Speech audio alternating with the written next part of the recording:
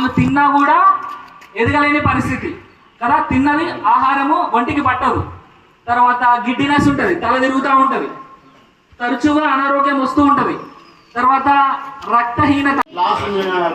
నమిలి నీరు తాగవలసిన అవసరం ఉంటుంది. అందరూ కూడా అలాగే చేయాలి.